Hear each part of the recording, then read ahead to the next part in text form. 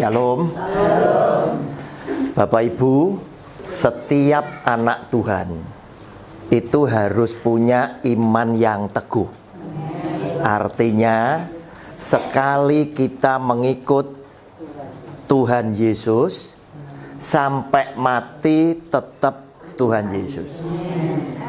Sadar atau tidak, sebagai pengikut, ajaran Tuhan Yesus itu unik. Sehingga karena uniknya ini tadi, banyak orang-orang baik Kristen maupun di luar sana itu mempertanyakan. Bahkan ada yang memperdebatkan. Bahkan ada yang membantah. Untuk itu kita mesti tahu, siapkan alat tulisnya, judul besarnya, tema besarnya itu adalah apa yang menjadi keunikan ajaran Yesus Kristus. Garis miring Kristiani. Sampai-sampai di sana-sana banyak yang mempertanyakan, mendebatkannya. Hari ini kita mau membahas judul yang kita bicarakan hari ini, tema kecilnya, Yesus Sang Juru Selamat. Mari kita baca lebih dulu dari Matius pasal 1 ayat 18 sampai dengan 21. Supaya kita tahu bahwa pemberian gelar Sang Juru Selamat kepada Yesus itu bukan karena manusia yang kasih. Ya, tetapi semata-mata Tuhan yang memberikannya. Status Yesus ditabiskan oleh Tuhan sebagai Sang Juru Selamat. Kita baca lebih dulu Matius pasal 1 ayat 18 sampai 21. Judul bacaannya kelahiran Yesus Kristus. Kelahiran Yesus Kristus adalah seperti berikut. Pada waktu Maria ibunya bertunangan dengan Yusuf, ternyata ia mengandung dari Roh Kudus. Saudara, di Alkitab Anda Roh Kudus digarisbawahi dulu. Kenapa? Ini buat sangu ya, untuk pertemuan-pertemuan selanjutnya. Ternyata Roh Kudus sudah disebut sebelum Pentakosta. Ya. Tuhan Yesus belum lahir, Roh Kudus itu disebut. Begitu loh, ya. Di garis bawahi. Sebelum mereka hidup sebagai suami istri, karena Yusuf suaminya seorang yang tulus hati dan tidak mau mencemarkan nama istrinya di muka umum, ia bermaksud menceraikannya dengan diam-diam. Tetapi ketika ia mempertimbangkan maksud itu, malaikat Tuhan nampak kepadanya dalam mimpi dan berkata, "Yusuf, anak Daud, janganlah engkau takut mengambil Maria sebagai istrimu, sebab anak yang di dalam kandungannya adalah dari Roh Kudus. Ia akan melahirkan anak laki-laki dan engkau akan menamakan dia Yesus, karena dialah yang akan menyelamatkan umatnya dari dosa mereka." Bapak Ibu, dari yang kita baca tadi, Bunda Maria hamil bayi Yesus itu dari siapa? Dari Roh Kudus. Berarti Yesus itu tadi lahir bukan dari darah atau daging. Bukan pula secara jasmani oleh keinginan seorang laki-laki, melainkan dari Roh Kudus, yaitu dari Allah. Nah, saudara yang dikasihi oleh Tuhan, kalau kita memperhatikan ayat 21, ya, 21, itu tadi malaikat yang membawa berita kepada Bunda Maria kan berpesan, nanti kamu akan melahirkan anak laki-laki dan kamu harus memberikan nama siapa? Yesus. Mengapa harus diberi nama Yesus? Ternyata di ayat 20 sudah ada jawabannya. Saudara, ayo saya bacakan ayat 21. Ia akan melahirkan anak laki-laki dan engkau akan menamakan dia Yesus. koma. Apa kok Yesus? Karena dialah yang akan menyelamatkan umatnya dari dosa mereka.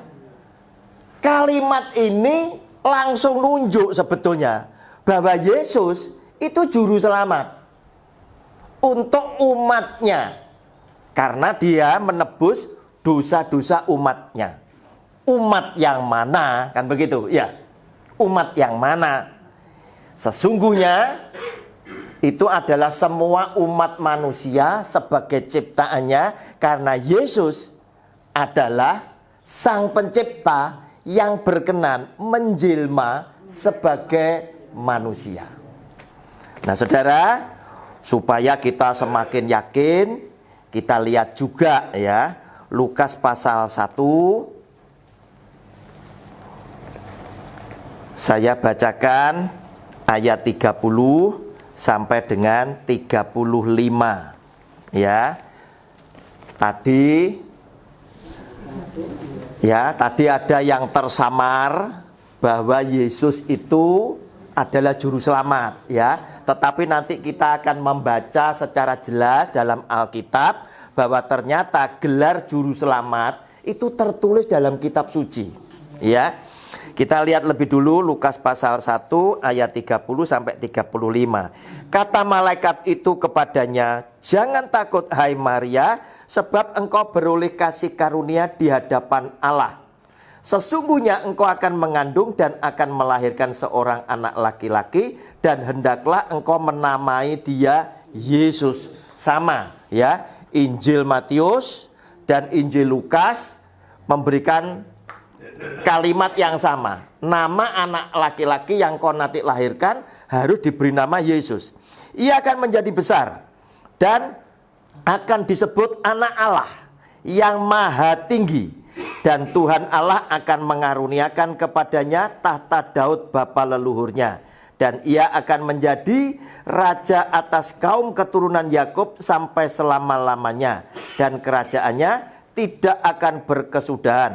Kata Maria kepada malaikat itu, "Bagaimana hal itu mungkin terjadi karena aku belum bersuami?" Jawab malaikat itu kepadanya, "Roh Kudus akan turun atasmu, dan kuasa Allah yang maha tinggi akan menaungi engkau. Sebab itu anak yang akan kau lahirkan itu akan disebut kudus, anak Allah." Nah, Bapak Ibu, sehingga gelar sebagai anak Allah pun sempat kita dengar, ya, sempat kita dengar. Nah, dengan kita mengetahui hal-hal seperti ini, kalau ada yang mempertanyakan, kita bisa cerita begitu. Apa Yesus kok disebut anak Allah? Ada ayatnya bahwa gelar itu diberikan oleh Tuhan, dibawa oleh malaikat yang menyampaikan berita kepada Bunda Maria. Malaikat yang sering dipakai oleh Tuhan untuk mewartakan adalah Gabriel. Ya, itu yang datang kepada Bunda Maria. Sehingga kita sekarang tahu bahwa dia disebut anak Allah. Nah, saudara yang dikasih oleh Tuhan, Lukas pasal kedua ayat 10 sampai 12 itu akan lebih jelas menunjukkan umatnya yang ditebus oleh Yesus atas dosa-dosanya itu yang mana.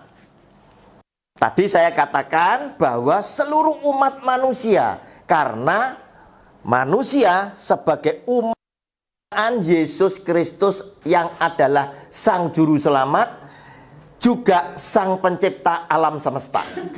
Bapak Ibu, kita lihat Lukas pasal 2 ayat 10 sampai 12. Ketika malaikat itu menampakkan diri kepada para gembala.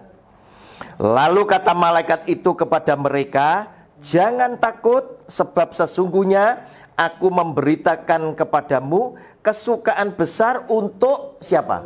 Seluruh bangsa tanpa terkecuali. Ya, hari ini telah lahir bagimu apa, saudara? Juru selamat.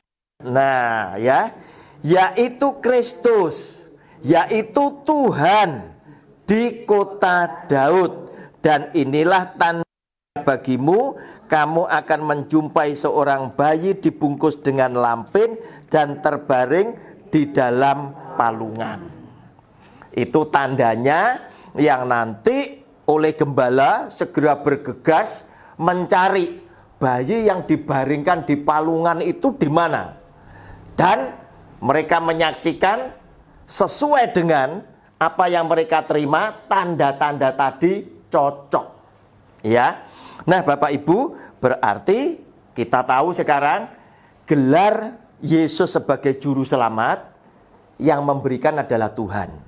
Gelar sebagai anak Allah juga Tuhan, ya. Terus kemudian dia juga disebut Tuhan juga ada pada Lukas pasal 2 ayat yang ke-11. Nah, Saudara lihat kehadirannya dia, kelahirannya dia yang penuh dengan keajaiban.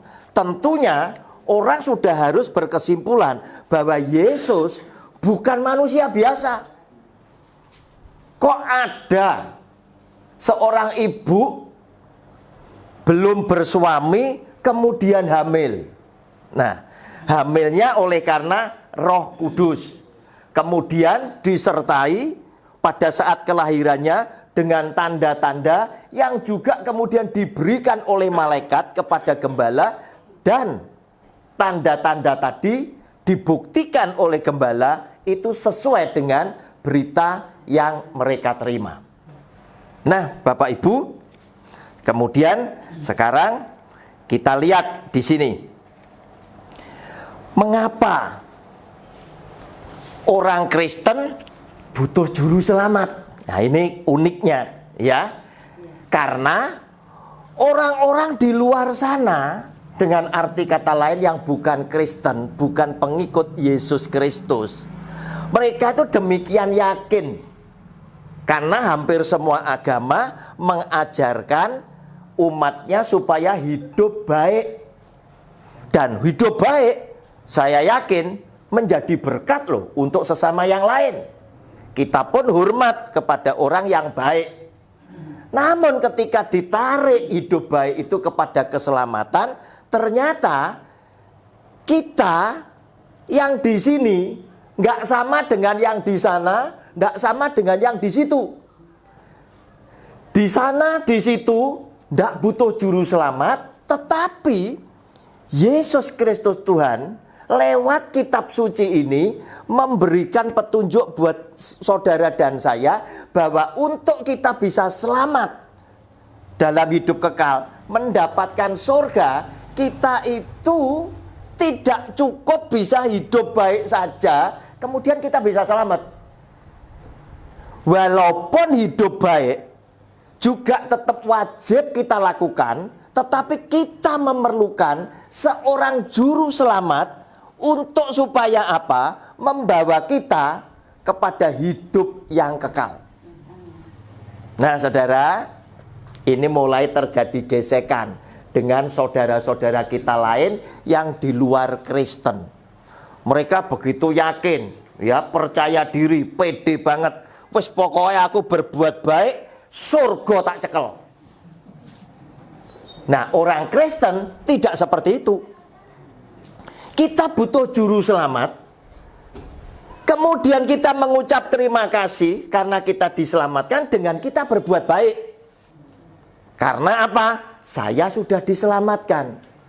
Konsepnya berbeda. Mengapa demikian? Ini ada urut-urutannya kejadian seperti yang ditulis di kitab suci kita. Mulai perjanjian lama sampai perjanjian baru itu tidak bisa pedot, tidak bisa diputus, gandeng, ya, gandeng, ya. Kita lihat lebih dulu Roma pasal 3 ayat 20. Hukum Tuhan yang pertama diberikan kepada manusia lewat Musa adalah hukum Taurat. Ketika manusia hidup tanpa hukum, ya, belum ada hukum, manusia berbuat apa saja, berbuat jahat apa saja, melanggar apa saja, itu tidak dosa. Sebab apa? hukumnya belum ada. Ya, belum ada. Kemudian Tuhan menurunkan hukum Taurat sehingga mengakibatkan Roma pasal 3 ayat yang ke-20. Sebab tidak seorang pun yang dapat dibenarkan di hadapan Allah oleh karena melakukan hukum Taurat. Karena justru oleh hukum Taurat orang mengenal dosa. Artinya apa? Sederhananya begini. Dulu ketika Surabaya ini belum seramai hari ini, saya masih ingat, saya kecil dulu kalau tidak salah, Tunjungan itu 2 arah. Betul ya? Ibu, betul ya? Tunjungan itu bisa 2 arah. Orang juga lewat seperti itu, 2 arah. Terus kemudian karena padat, tidak mungkin dibuat 2 arah. Banyak jalan-jalan di kota Surabaya itu diubah yang 2 arah jadi 1 arah. Dikasihlah arah yang lain yang tidak boleh dimasuki itu rambu lalu lintas gambarnya moto bagong itu tadi ya. Merah, blok merah ya toh, ada putihnya. Artinya apa? Kamu kalau ngelanggar ini langsung apa? Salah. Itulah hukum Taurat. Ketika belum ada hukum, Anda ngalor ngidul terserah, ngetan ngulon sembarang. Memang aturannya belum ada. Tetapi begitu hukum Tauratnya dipasang, yang ngelanggar itu langsung apa? Berdosa. Ya, berdosa. Berarti dosa itu sebetulnya apa? Pelanggaran atas hukum Allah. Saudara, ada di mana? Oh, ternyata ditulis di sini 1 Yohanes pasal 3 ayatnya yang ke-4. Saudara, Alkitab kita ini komplit urusan menungso ya. Mulai bumi dijadikan sampai bumi berakhir. Mulai manusia dilahirkan sampai modar ya. Terus diselamatkan, itu di sini semua ya. Di sini semua. Ya. Saudara, 1 Yohanes pasal 3 ayat 4. Setiap orang yang berbuat dosa melanggar juga hukum Allah. Sebab dosa ialah pelanggaran hukum Allah. Begitu saudara melanggar hukum Allah, saudara langsung ingat, wah dosa. Kenapa? Karena Alkitab yang nulis. Kalau dulu tidak ada hukum Taurat, orang nggak kenal dosa. Walaupun tadi dikatakan tidak seorang pun melakukan hukum Taurat, itu benar di hadapan Allah. Tetapi kedudukan hukum Taurat ini sangat penting. Kita kenal dosa karena hukum Taurat. Orang melakukan hukum Taurat gak bakal iso selamat. Yang bisa selamat adalah kalau kita ditulungi dengan kasih karunia oleh Sang Juru Selamat. Sebab hukum Taurat sifatnya cuma nuntut. Ayo, dosa bayaran itu tadi. Tetapi kasih karunia oleh karena Kristus kita diberitakan pengampunan dosa. Nah, Bapak Ibu, kita lihat sekarang Ibrani pasal 10 ayat 1 sampai dengan ayat yang keempat. Ibrani pasal 10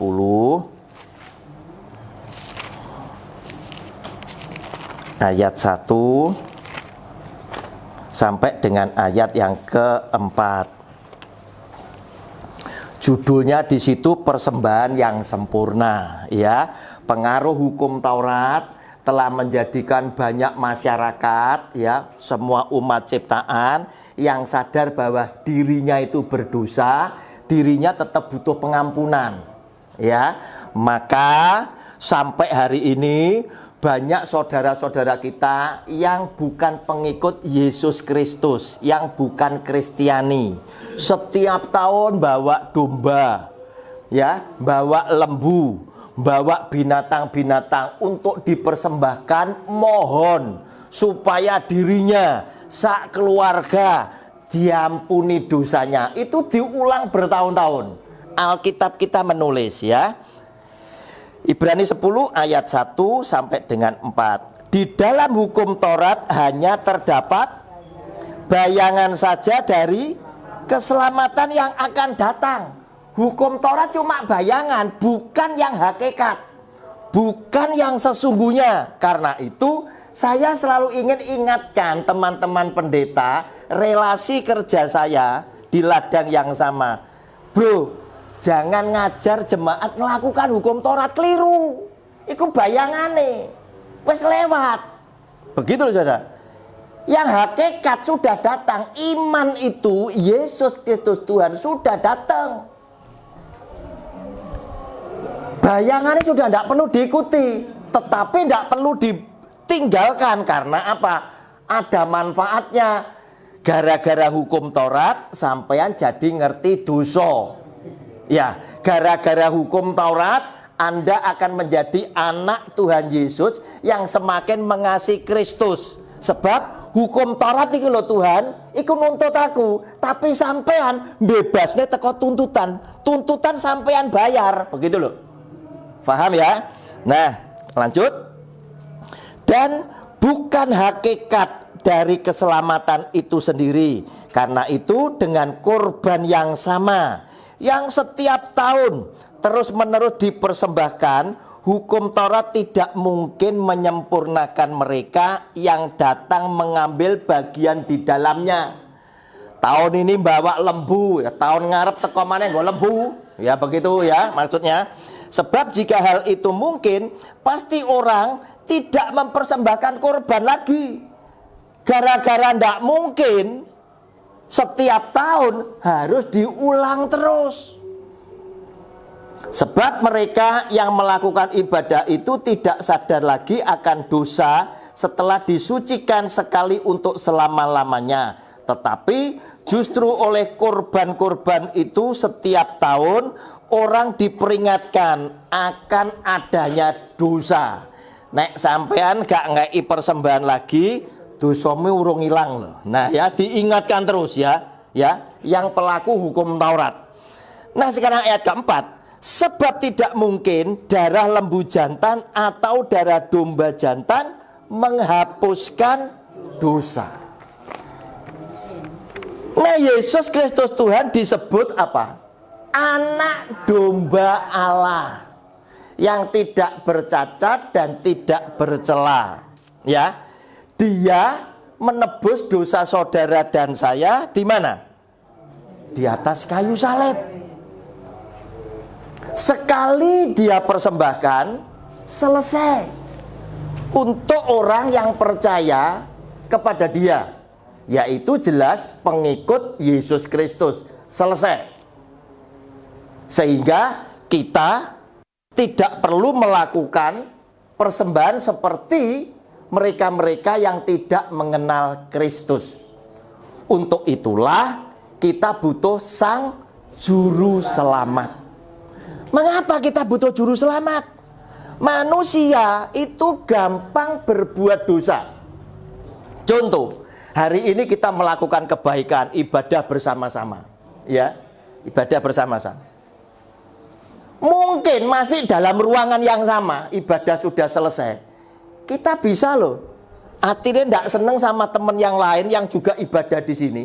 Atau mungkin kita keluar dari rumah Bugun, berkegiatan, sorenya kita berbuat dosa dengan menyakiti sesama yang lain. Nah, untuk itulah,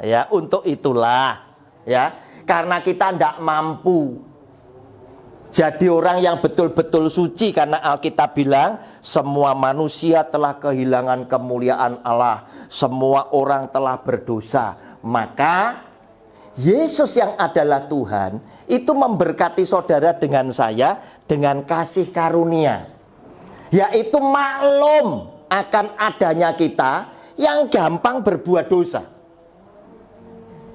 Dia maklum kepada Anda dan saya yang resisten terhadap dosa, yang mudah sekali jatuh di dalam dosa, baik kita sengaja maupun tidak. Sehingga dengan demikian kita mengakui saya diselamatkan itu bukan karena kekuatan saya, tetapi apa? Kasih sayang Tuhan, kasih karunia Tuhan, yaitu pemberian Tuhan, maklum Tuhan yang diberikan kepada saya yang seharusnya tidak layak, saya dianugerahi dengan cuma-cuma oleh karena kasih sayangnya Dia. Saudara, mengapa demikian? Karena memang sebetulnya Yesus yang adalah anak Allah, Yesus yang adalah Allah itu sendiri, Dia adalah juru selamat, sudah pernah dinubuatkan oleh Tuhan di dalam perjanjian lama, yaitu ketika Adam jatuh di dalam dosa, Allah Bapa langsung berfirman, ya, maka keturunan perempuan ini akan meremukkan kepalamu. Itu bicara tentang Tuhan Yesus yang nanti akan mati di atas kayu salib, mengalahkan iblis, mengalahkan maut. Loh, mengapa di atas kayu salib? Apakah bukan berarti dia kalah? Tidak. Dia memang mati di atas kayu salib untuk menebus saudara dan saya, dengan dia mempersembahkan nyawanya sendiri sebagai tebusan atas dosa saudara dan saya yang kita tidak mampu melakukannya. Tetapi saat penyaliban ini belum selesai. Seperti yang dia firmankan, dia bilang apa? Anak manusia akan dibunuh oleh imam-imam, oleh ahli Taurat orang Farisi di atas kayu salib. Tetapi dia akan dibangkitkan pada hari yang ketiga. Saat dia bangkit itulah dia membuktikan dia menang atas maut. Nah Bapak Ibu, demikian pula di dalam kitab suci dikatakan lewat Kejadian pasal 22 ayat 15 sampai 18, yaitu nubuat Tuhan kepada Abraham yang karena kesetiaannya sampai-sampai Tuhan itu bersumpah untuk dirinya sendiri. Untuk kedua kalinya berserulah malaikat Tuhan dari langit kepada Abraham. Katanya, aku bersumpah demi diriku sendiri, demikianlah firman Tuhan, karena engkau telah berbuat demikian, dan engkau tidak segan-segan untuk menyerahkan anakmu yang tunggal kepadaku, yaitu Ishak, maka aku akan memberkati engkau berlimpah-limpah, dan membuat keturunanmu sangat banyak seperti bintang di langit dan seperti pasir di tepi laut, dan keturunanmu itu akan menduduki kota-kota musuhnya. Ayat 18 jadi kuncinya, oleh keturunanmu lah semua bangsa, ya, digaris bawahi semua, oleh keturunanmu lah semua bangsa di bumi akan mendapat berkat karena engkau mendengarkan firman-Ku. Saudara, keturunanmu yang mana? Bukan Israel secara keseluruhan, tetapi menunjuk kepada satu pribadi. Karena Yesus Kristus Tuhan mati di atas kayu salib, maka semua bangsa itu mendapat berkat berupa apa? Dosanya diampuni di atas kayu salib. Loh, yang tidak percaya gimana? Yang tidak percaya otomatis tidak akan menerima apa-apa. Yang percaya diampuni di atas kayu salib. Sebab ketika Tuhan Yesus melayani Bapaknya, dan kemudian dia lagi ngobrol dengan perempuan di Samaria, dijelaskan sendiri oleh Tuhan Yesus. Saudara, Yohanes pasal 4 ayat 21 dan 22 menjadi penutup pelajaran kita hari ini. Yohanes pasal 4 ayat 21 dan 22. Nyambung nubuatan Tuhan kepada Abraham tadi. Oleh keturunanmu maka semua bangsa akan beroleh berkat. Saudara, dikatakan, kata Yesus kepadanya, percayalah kepadaku hai perempuan, saatnya akan tiba bahwa kamu akan menyembah Bapa bukan di gunung ini dan bukan juga di Yerusalem. Zaman dulu orang Israel kalau sembahyang itu ngadep Yerusalem. Mengapa? Karena Yerusalem itu dijadikan kiblat. Dan kita tahu Yerusalem tempat nabi-nabi itu dibunuh, termasuk Yesus Kristus Tuhan mati di Yerusalem. Saudara, ayat 22. Kamu menyembah apa yang tidak kamu kenal. Kasihan sekali banyak di antara mereka di luar kita itu masih mencari Tuhannya seperti apa. Mereka banyak yang tidak kenal. Tetapi Tuhan kita adalah Tuhan yang punya keunikan. Ketika kita hidup di dalam dosa, bukan kita yang cari Dia, tetapi Dia yang berinisiatif nyari kita. Mulai zamannya Adam. Adam begitu berbuat dosa, mereka takut, mereka bersembunyi. Tetapi Tuhan berinisiatif mencari, Adam, Adam, di mana kamu? Dia mau menyatakan dirinya. Tiba gilirannya Yesus Kristus Tuhan, Dia bilang, aku datang bukan untuk orang benar, tetapi aku datang untuk orang berdosa, agar supaya mereka aku panggil, mereka bertobat dan aku selamatkan. Ini adalah uniknya ajaran Yesus Kristus Tuhan. Oleh karena itu, ayat 22, kamu menyembah apa yang tidak kamu kenal, kami menyembah apa yang kami kenal. Sebab Dia berkenan menyatakan diri, yaitu memperkenalkan dirinya kepada umatnya, para pengikut, para muridnya, termasuk saudara dan saya. Kami menyembah apa yang kami kenal, sebab keselamatan datang dari bangsa Yahudi, bukan Israel secara keseluruhan, tetapi Yesus Kristus Tuhan itu dari bangsa Yahudi yang adalah suku Yehuda. Bapak Ibu, sampai di sini kita belajar tentang judul Yesus Sang Juru Selamat. Semoga menjadi berkat. Catatannya nanti dipelajari lagi di rumah, supaya apa? Kita boleh memiliki iman yang semakin teguh. Sekali ikut Tuhan Yesus, sampai mati kita ikut Tuhan Yesus. Tuhan Yesus memberkati. Amin.